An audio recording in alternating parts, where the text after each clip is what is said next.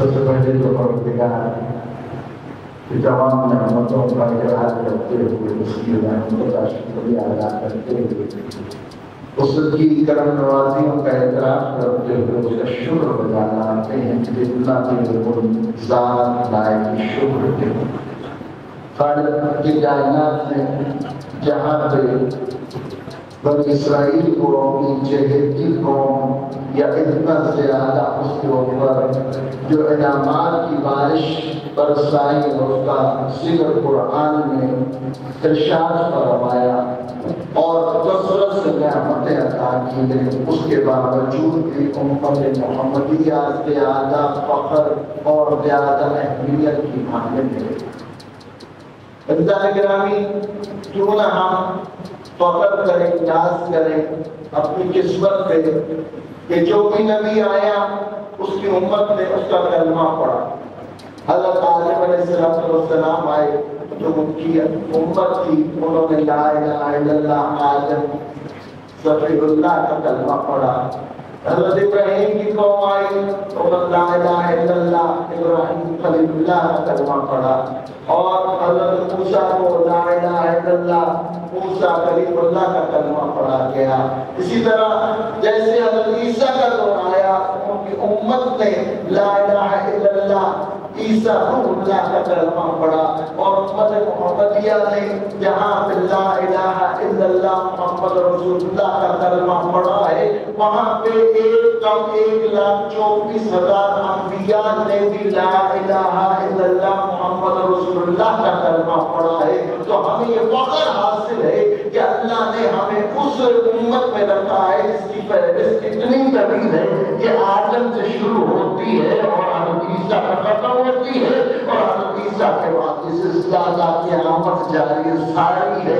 پروردگار ہمیں اس نعمت جو اس نے ہمیں عطا کی ہے، اور اس کے اندر کتنی بڑی بڑی ہستیاں ہیں، جناب امیر المومنین علی بن ابی طالب ہیں، جناب زہرا سلام اللہ علیہا ہیں، جناب حسن مصطفیٰ ہیں، جناب حسین شہید کربلا ہیں، اور اعلیٰ امام ہستیاں اور سارے کے سارے رسول اللہ کی امت کے اندر افتخار کرتے ہوئے دکھائی دیتے ہیں، اور ہمارے لیے یہ باعث عظمت و شرف ہے۔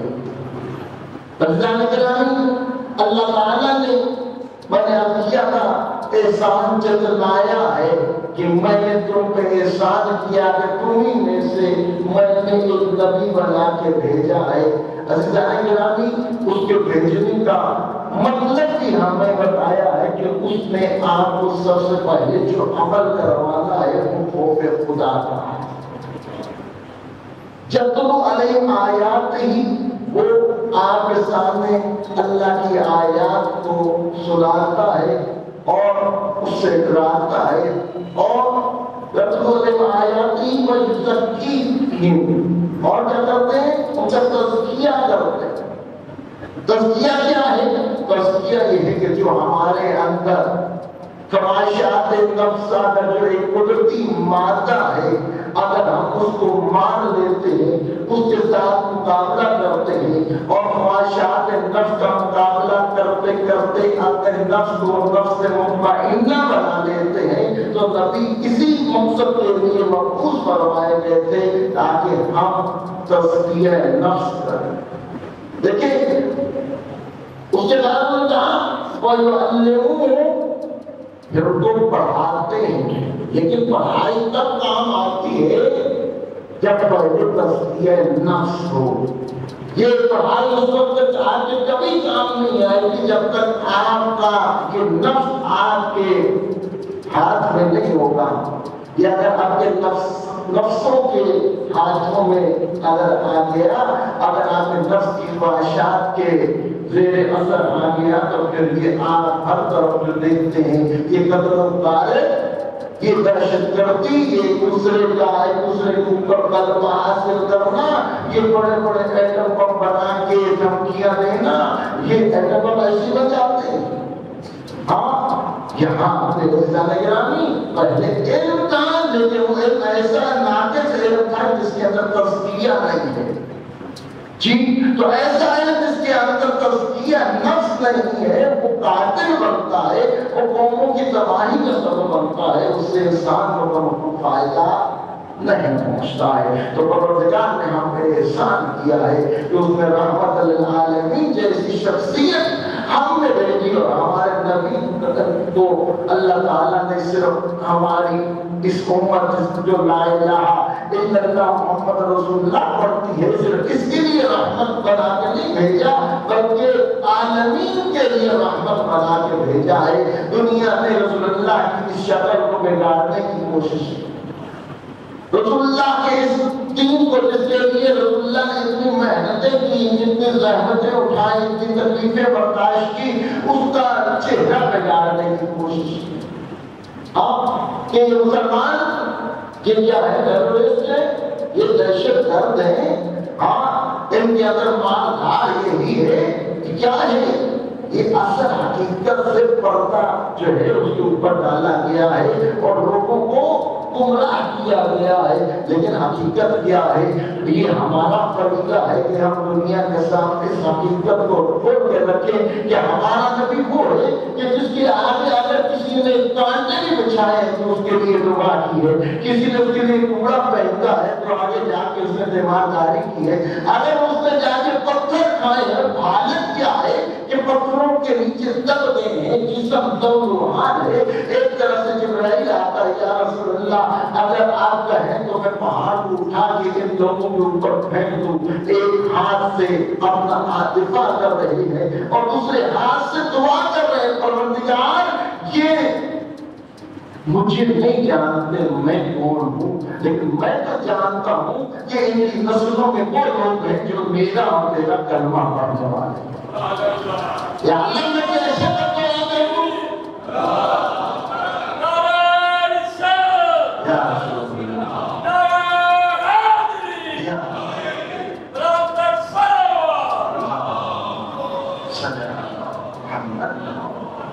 اللہ نے کیسے تو بات کر، ہاں تو نے مجھے رحمت للعالمین بنا کے بھیجا ہے، اگر میرے ہوتے ہوئے بھی میں نے ان کے لیے بددعا کروں، رحمت للعالمین کی بات ہے۔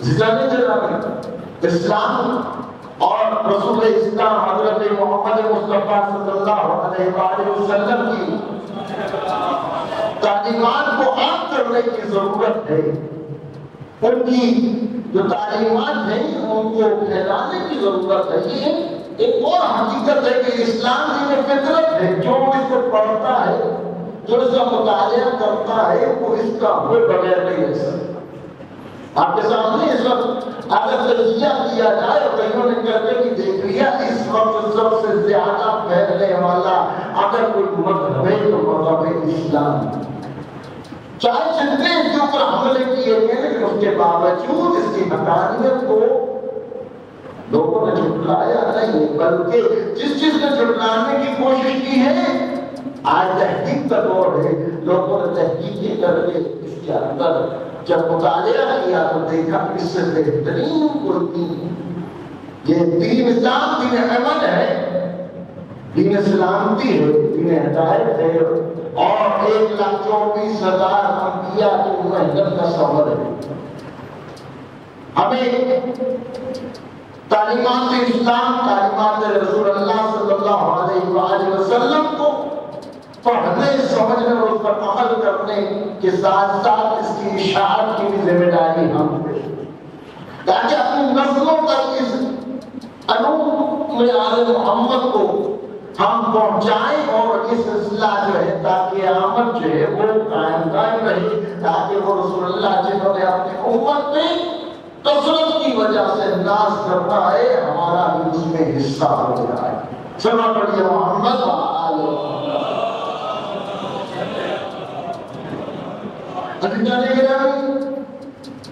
آپ نے 17 ربیع الاول جشن امام صادقین علیہ السلام بتایا، یقیناً ہم بنتا تھا ہم دنیا کے سامنے یہ اعلان کرتے اور ان کو دعوت دیتے کہ آپ نے ماہ محرم اور ماہ سفر المرجب کے اندر، سفر مظفر کے اندر آپ نے ہمیں گریہ کرتے ہوئے دیکھا ہے. آپ جیسے اکثر روتے رہتے ہیں. ہم نے ان کو دعوت دی کہ آئے دیکھیں ہم وہ اہل بیت کے چاہنے والے ہیں جن کے لیے امام نے کہا تھا یہ ہماری خوشی میں خوشی مناتے ہیں, غم میں غم مناتے ہیں. جب تک ان کا غم رہا ہم نے ان کا غم منایا, اور جب خوشی کا دن آیا تو ہم نے مل بیٹھ کے سب نے مل کے ہم نے خوشی بھی کی اور دنیا کو بتایا ہم غم بھی ایسے مناتے ہیں جیسے غم منانے کا حق ہے, اور ہم خوشی بھی ایسے مناتے ہیں جیسے خوشی منانے کا حق ہے. ہماری خوشی یہ خوشی نہیں ہے کہ ہم اپنی خواہشات کو پورا کریں, کہ وہاں پہ ہم موسیقی اور رقص کی محافل سجائیں, وہاں پہ بھنگڑے ڈالیں. کتنی ایسی خبریں آپ نے دیکھی ہوگی کہ مسجد ہے جو کہ اللہ کا گھر ہے اور اس کے اندر آنے والے اللہ کے مہمان ہیں اور اللہ کا میزبان قرار پاتا ہے. تو یہاں پہ کتنی مساجد کے سامنے کتنی امام بارگاہوں کے اندر یہاں پہ اور کوئی آئے نہ آئے محمد والے محمد تشریف ضرور لے کے آتے ہیں. ہاں تو یہاں پہ ہم نے دیکھا کہ وہ مساجد ان کے سامنے میں ڈھول ڈھماکا ہو رہا ہے, اور وہ امام بارگاہ جہاں پہ ابھی یہ تصور بیان کیا جاتا تھا کہ دروازے پہ استقبال کر رہے ہیں امام کربلا حضرت امام سجاد علیہ السلام کر رہے ہیں, اور مقصودات میں جناب زہرا سلام اللہ تشریف فرما ہے, اسی امام بارگاہ کے اندر وہی ڈھول وہی موسیقی وہی رقص وہی خرافات ہے. عزیزان گرامی ہمیں توجہ کرنی پڑے گی. آپ کے اور میرے جو خواہشات ہے اس کا نام اسلام نہیں ہے. اگر عید بھی کہی گئی تو عید سے مراد یہاں پہ اور خوشی بھی کہی گئی تو اس سے مراد یہ ہے کہ ہم اللہ تعالیٰ کا شکر ادا کریں. اس دن روزے رکھنے کا حکم دیا گیا تھا, اس دن خیرات کرنے کا حکم دیا گیا تھا, اس دن صدقہ کرنے کا, اپنے بچوں کو عیدی دینے کا کہا گیا تھا. میرا لباس اگر قریب میں پہن سکتے ہو تو قریب کے وہ پہننے کا کہا گیا تھا, نہیں تو صاف ستھرا لباس پہن کے اللہ کی عبادت کے اندر وہ دن بسر کرنے کو کہا گیا تھا. لیکن ہم نے اپنی مرضی کے نام کو دین بھی کہا اور ہم نے کہا کہ یہ ہماری تعلیمات ہے. عزیزان گرامی دین کا ان کے ساتھ کوئی تعلق واسطہ نہیں. آپ بھی جانتے ہیں اور یاد رکھیے, میں مثال دیا کرتا ہوں کہ ہم میں سے مسجد کے اندر بیٹھے ہوئے کتنے ایسے افراد ہوں گے کہ ابھی یہ جو سامنے پارک ہے اس پارک کے اندر اگر ابھی ڈھول ڈھماکا موسیقی ہونے لگے تو کتنے لوگ اٹھ کے جائیں گے جب دیکھ کے تمہارے ہو کیا رہا ہے. ایسی اگر اس میں شدت آ گئی تو کتنے اور زیادہ چلے جائیں گے کہ اللہ جانے کیا ہونے والا ہے. یہ کوئی نیا کام نہیں ہے. رسول اللہ کے خطبہ پڑھ رہے تھے تو صحابہ اٹھ کے چلے گئے تھے, وہاں پہ بھی ڈھول بجائے گئے تھے. اگر یہاں پہ بھی چلے جاؤ گے تو ہم ان اصحاب سے زیادہ رسول اللہ کو نہیں مانتے ہیں. تو اگر چلے گئے تو پھر سمجھ لو کہ ہاں ہم کس کے اعلیٰ کاربن رہے ہیں. عزیزان گرامی یہ دجال کا ایسا فتنہ اور سازش ہے جو ہماری اولاد تک پہنچ چکی ہے. سازش کو اتنا عام کر دیا گیا ہے, یہ موسیقی کو روح کی غذا قرار دیا جا چکا ہے کہ ہر کوئی اس موسیقی کی طرف کھینچا چلا جاتا ہے. اور دجال نے کیا کرنا ہے, ادھر امام زمانہ اجل اللہ تعالیٰ فرج شریف خانہ کعبہ کی دیوار کے ساتھ پکارتے رہ جائیں گے. لیکن جیسے امام حسین کی سنی انسنی کر دی گئی تھی, ہم میں سے کتنے سنی انسنی کر دیں گے. لیکن ڈھول کی آواز جو دجال کا جناب وہ ایک بلاوا ہے, سازش ہے کہ ہمارے موبائلوں کے اندر اتنی دھنیں ڈال دی گئی ہیں, اتنی موسیقی عام کر دی گئی ہے اور روح کی غذا قرار دی جا چکی ہے. یہ اس طرف ہم کھینچے چلے جاتے ہیں. جب تجربہ کر کے دیکھیے گا کہ قرآن کی تلاوت کہاں ہو رہی ہے, میں کھینچا جا رہا ہوں اور کہیں موسیقی اور ڈھول ڈھماکا ہو رہا ہے اور رقص و سرور کی محفل ہو رہی ہے. ہمیں چاہے نہ داخل ہونے دیا جائے, لیکن ہم پردہ ہم جناب کے پیچھے وہاں کھڑے ہو کے سرور حاصل کر رہے ہوتے ہیں. کیا ہے عزیزان گرامی, ہمارے پاس روایات موجود ہے کہ جب دجال میں آنا ہے تو اس نے موسیقی اس انداز سے بجانی ہے کہ اسے اعلان ہے اس کا کہ لوگوں کے پیچھے چلے جانا. ہمیں اس چیزوں کی طرف توجہ دینی چاہیے کہ ہم بہت زیادہ دعویٰ کرتے ہیں محب اہل بیت ہونے کا. امام موسیٰ کاظم علیہ السلام کو جب دروگہ زندان میں ایک رات کے لیے اپنے گھر لے کے گیا اور بغداد کے اندر بہت زیادہ پرآسائش بستر دیا گیا، خادم دیے گئے، اور وہاں پہ کتنے ایسے خدمت گزار تھے کہ جنہوں نے ساری سرکار کی ایمان کی خدمت بھی کی اور ان کو کسی چیز کی کمی نہ آنے دی. جب دروگہ زندان اگلے دن آیا اور کہا مولا آپ مجھ سے راضی ہیں کہ آپ اتنی سخت زندان کے اندر تھے اور میں نے آپ کو اچھا بستر دیا، خدا سے والا گھر دیا، آپ کو نوکر جا کر خدمت کے لیے دیے، آپ راضی ہیں؟ کہا دیکھو تم میرے پہ احسان کر، مجھے واپس اسی خانے میں چھوڑ. پوچھا کیا وجہ ہے؟ محمود آپ مطمئن نہیں یہاں پہ کسی قسم کی کوئی پریشانی؟ کہا اور تو کچھ نہیں پریشانی، لیکن سرکار کی موسیقی کی آوازیں جو ہیں انہوں نے میرے سینے کے اوپر اندر چلا، میرا سینہ چھلنی ہے، میرے کان جو ہے وہ مجھے سکون نہیں ملتی. ہماری ایمان کی سیرت یہ عزیزان گرامی، اپنی مرضی کا نام اسلام نہ بنائیے.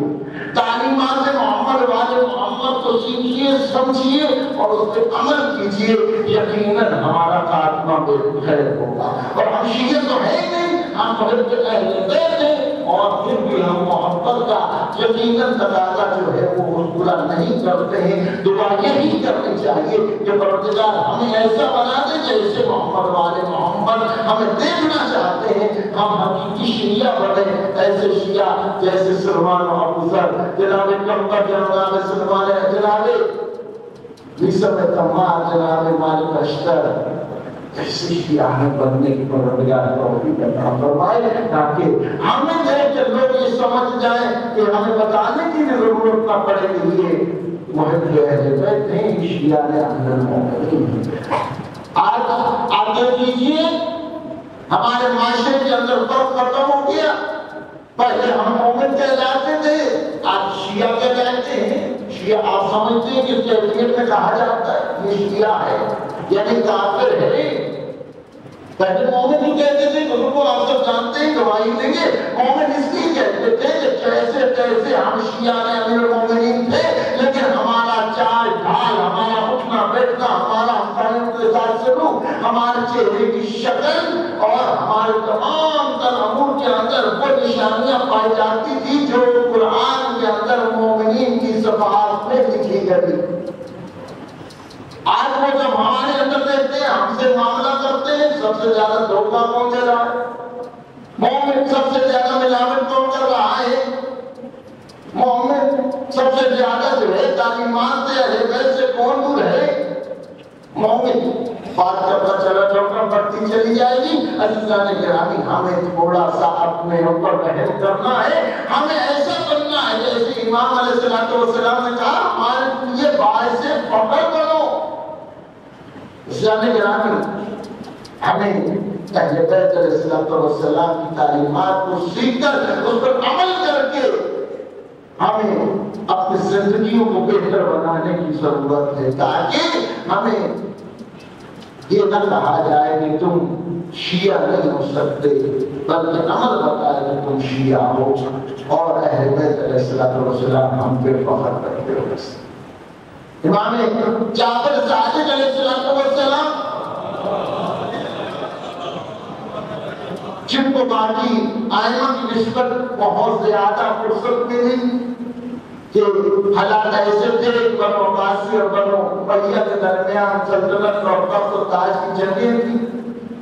10 حکمرانوں کا زمانہ امام نے دیکھا، لیکن امام علیہ السلام نے جو اپنے جد حضرت امام سجاد علیہ السلام نے وہ تعلیمات محمد والے محمد کے مدارس کو جو مدینہ منورہ کے اندر جس کا قیام عمل میں لے کے آئے تھے، اور امام محمد باقر علیہ السلام نے اس مدرسے کے اندر وسعت پیدا کی.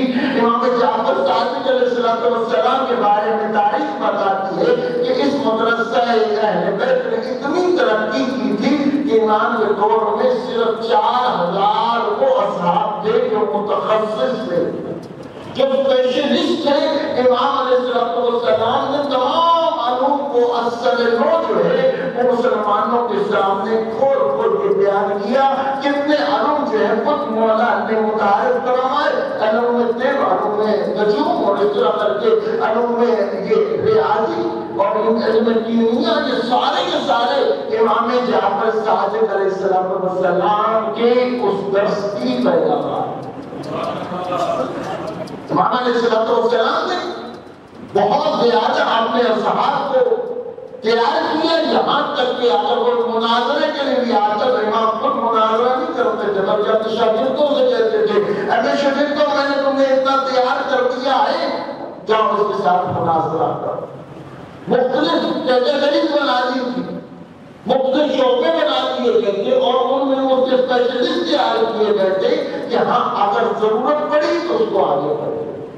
جی آج ہمیں بھی ضرورت ہے کہ ہمارے اندر بھی ایسے افراد، مشہور افراد ہونے چاہیے کہ پتہ ہونا چاہیے کہ حاجی رضوی صاحب فلانے شعبے کے ماہر ہیں اور ان سے بہتر کوئی نہیں ہے. اگر ضرورت پڑی تو رضوی صاحب کو، یہ شمسی صاحب ہیں یہ فلانے شعبے کے ماہر ہیں، ان سے بہتر کوئی نہیں. اگر ضرورت پڑی تو ان کو آگے، وہ ملک صاحب، وہ چودھری صاحب، وہ خلد صاحب، وہ فلانا فلانا، یہ سارے جو افراد ہیں ان سب کو محنت کرنی چاہیے کہ ہماری کم از کم ملت جعفریہ کے اندر یہ لوگ معروف ہونے چاہیے کہ یہ فلانے شعبے کا ماہر ہے. کہیں ادھر ادھر جانے کی ضرورت نہیں، اس کے دروازے پہ چلے جاؤ، امام کا ماننے والا ہے، مربع اہل بیت ہے، تمہاری مشکل کو آسان کر دے گا. اور جب کہیں کوئی مسئلہ آئے گا تو ہم ان کو آگے کریں گے.